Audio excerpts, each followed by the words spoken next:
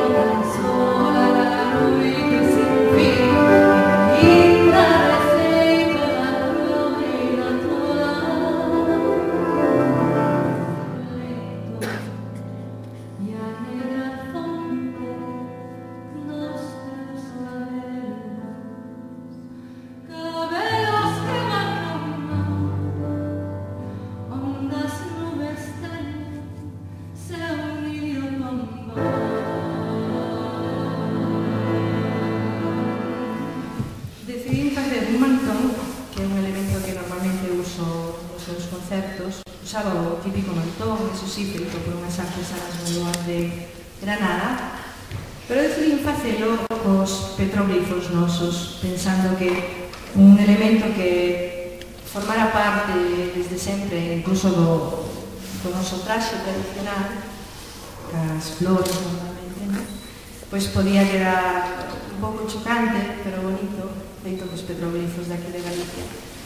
Recollemos un escultor que se chama Xavier Garrido de Vigo, que os usa sempre nas súas esculturas, deollos as nosas artesanas de Granada, de Loja.